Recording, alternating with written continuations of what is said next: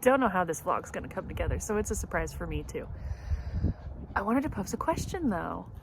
I've been really thinking about getting some chickens, and I visited a farm not far from here, maybe about 20 minutes from here, north from my location, and they have chickens and goats and horses, and it's just amazing. And now I'm like this close to getting chickens, but I need opinions. So I'm gonna show you a few like options for places that I could put a chicken coop. I can't have roosters because I'm in the city limits and my neighbors are not nice about certain things that have to do with upkeep in the neighborhood. So I need some input. So let me know. I'm gonna throw some areas in and then I'll take a look at what's been going on with my seedlings. So let's call this potential chicken area number 1.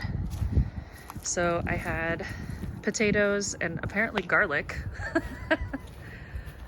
that I should probably come get out of there, or maybe leave it until the end of the summer. And well, these are moving. That was the whole reason why I came over there. Those are moving. I'm gonna put those over there and put strawberries, maybe potatoes. Anyway, this is the potential space for chickens. It's like a nice little corner, kind of hilly. The only problem is that's the street. So there's a neighbor's house, there's a neighbor's house, there's a neighbor's house, potentially that neighbor. 4 neighbors that could potentially complain. But I was also thinking I might be able to do a privacy fence like right across here and add another gate so that, what is this, like 10 feet from this way and maybe like 13 to 14 feet this way for chickens. So let's call this option 1. Let's call this option 2. This is the north side of my house, which is really close to my other neighbor, but they also garden and have been considering chickens. So they might not be so upset about it, but this will be cucumbers and long beans right here, and then my peppers and tomatoes out there. So I guess, I mean, that window right there is my kitchen. I could potentially put another privacy fence here to here. I think this space would be a lot smaller than the number 1, but also if I'm standing in potential chicken space number 2, there's like 2 neighbors that can see what's going on over here. I don't know, and I'd have to, there's actually poison ivy in this corner over here that keeps like trying to get into the backyard. And then all of those like yucca plants or whatever they are would have to come out, and there's a few thistles in there, but I'm sure chickens wouldn't mind. So option 2. So all the next options are in my backyard. This is my back garden bed where we're gonna do pumpkins, squash, melons, and hopefully some corn. I was considering this area right in front of my kitchen. That's also my kitchen. And we're inside the privacy fence. So hopefully no one would be able to see that. So I guess this might be option 3 right here. One of the pros to being outside this privacy fence is that there's cats in the neighborhood that would be able to take care of any mice. In here, the cats would have to come in, but we have this space fenced off for dogs. So we have a lot of dogs, and I doubt cats would come in here based on the scent from the dogs. So tiny space 3, not sure I'm loving that idea, but also I'm collecting rainwater, or I can collect rainwater right there. So that would have to be moved and go elsewhere if I chose this spot for the chickens. So space 3. Space 4 could be back here somewhere. I hesitate to put anything back here because our city regulations say that we have to have the chickens 50 feet from a dwelling, and that neighbor's house is clearly not 50 feet away from this fence. So option 4 might not be an option, but once this tree blooms, it's like completely shaded, so I can't really like plant there, and I can't do a whole lot. It doesn't grow a lot of grass, so I would move the trampoline And maybe I was thinking of catty cornering a coop right back there. I don't know. Option 4, I guess. This little spot right here that's nice and sunny, I would like to put some kind of a greenhouse right there. So that wouldn't really be an option for a chicken coop, but I do have this space. I just worry if anything out here is an option for chickens that my dogs would, you know, mess with the chickens or kill them potentially. So this is kind of an option, but not exactly an option. And then this fence, this gate leads back out to option number 1. Back over there. Oh, there's a woodpecker somewhere. I'm really glad that things are starting to green up and hopefully warmer weather's on the horizon. It's pretty chilly right now. 45 degrees. Had some personal business I had to go take care of and decided to shoot a little bit more of a video for you. So now I gotta go and edit it and figure out what it's gonna look like. So on to whatever's next. I believe it's been 3 weeks since I started seeds. If not, I will add something here that tells you exactly how long it's been. Doing a quick little look around in the greenhouse, and I think that's about it. So let's check. Things are not happy. Things are yellowing. I need to get them outside. But I'm very pleased that I have all these tropical milkweed sprouts. They took quite a long time to come up. This guy is turning yellow, so we really need to get some of that outside. Although the tomatoes are loving it in here. All those are tomatoes, I think. Yeah, peppers are on the other side, except for these. These are marigolds. Oh, these are sweet peppers. See, I should not speak before I read the labels. All right, let's look at the other side. The spinach is bolting. Why? We don't know. Probably just because it doesn't like it how warm I keep it in here. These were all the runt These are all the runt tomato plants that I didn't have the heart to kill, so now I'm either gonna have to find a place for them or see if I can separate them and give them away. Strawberries have gotten a little bit bigger. I think everything's a little bit dry. I kind of went hands off for a while. Look at the broccoli! Don't know if any of that'll head, but we'll give it a go. Yellow squash and zucchini down here. Trying to choke out my peppers. I know we're still very far away from our last frost, average last frost, which is April 20th. But I went ahead and planted out the long beans that I had. This okra is really struggling. Everything's super dry. That's not good. Anywho, I went ahead and planted out the long beans.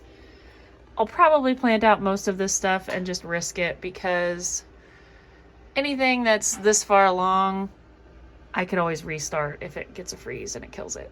So, it's me again. If you recall, I started a bunch of seeds February 12th. I believe that was a Saturday. I've been kind of neglectful, planted some things outside that were too big that I knew I needed to start again, and I had plenty of time, so like all the squashes and like long beans and stuff, I just planted those and they're all dead. But I just came to check on the tomatoes, and you gotta see this.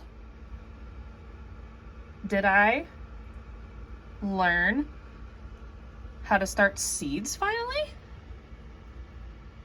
I mean, this one was never intended to survive, but we're gonna try to bring it back because it got a little droopy. But what? I know this is very heavily sown and I should have thinned it out a long time ago, but guys, I'm busy, okay? And I don't have the heart to kill things often. But yeah, these are mostly sweet peppers. This is marigolds that I accidentally dumped over, so I should probably put some more dirt in that one. But all the rest are tomatoes. Like, wow. And then let's look at the pitiful other side. So hot peppers and bell peppers over here. The burpless cucumbers are dying. I know I have plenty of time to restart those, and the cantaloupe are pretty much dead. Strawberries are doing better than I have in years past so far, so crossed fingers on that one. Okra, I knew those two littler ones might not make it, but the two bigger ones are kind of hanging in there. Still don't know what this guy's doing. And then over here, I realized that these items were stretching. These are all tropical milkweed, and I didn't know if they were actually going to germinate or not, so I'm glad that they did. This is basil, sweet basil, I think, and only one germinated, and it wasn't getting enough light, so we've added the box to lift it up a little bit, watered. Those eggplants probably need to be repotted. I'll see if I can make time to do that here in the next couple of days. Give everybody water, check the temperature, which is like 72 in here. So yeah. Who knows what I'm doing, guys? Years past, I've been very much a helicopter plant mom. And I would come in here, or not in here, because I didn't have this last time I started seeds. I got this right at the end of the starting seed season, this little greenhouse. Anyway, I digress. I always spend too much time worrying about the seedlings and the plants. And this year, I have not had time to worry about the seedlings or the plants. And look what not worrying got me. What? That. Just letting things go and letting them do their thing got me that. Huh. Who'd have thought? And I'm back. It is March 28th. Yeah. 28th. So approximately 6 weeks since I planted my first seed in 2022.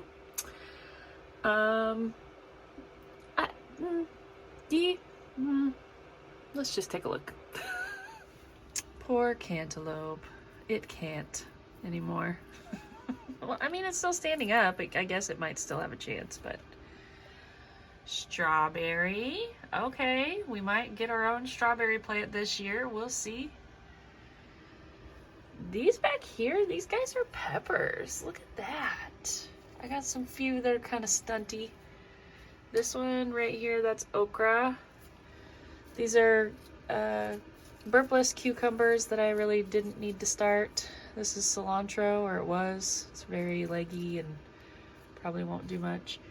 This is watermelon that I'm very surprised is still somewhat green. These are morning glories that I really should repot. This guy doesn't seem to be doing too bad right here. But I'm pretty impressed with the peppers. So that's fun. Let's check the other side.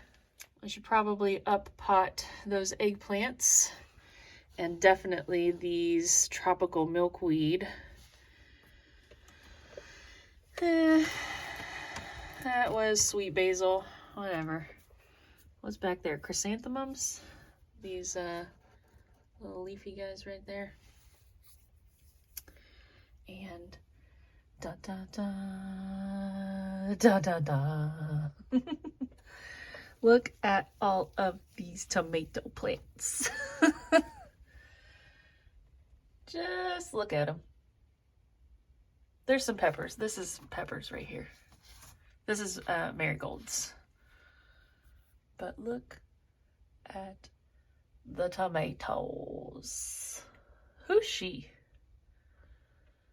Next task will be to try to harden them off. So one of the things that I haven't really ironed out with this, this is a greenhouse in my garage. How do I get however many plants I've started in and out of the garage, like fairly easily, when I'm trying to harden them off? So you start with like just an hour or two the first couple days or the first week, and then you just kind of increase it gently and slowly until, you know, you're getting ready to plant them. And these trays are not like the sturdiest, so I end up flobbling. That's not even a word. No English today. I end up fumbling around with these trays trying to get them all outside. The solo cups always tip over, so I need to find a better solution for that. But in the meantime, if I need to harden these off, which I do, what am I going to do? Well, I will try to put a picture right here if I can. I found this cart that I plan to purchase, and then I can just take the plants and put them on the cart and wheel it out into the driveway to get sun, and then wheel it back in.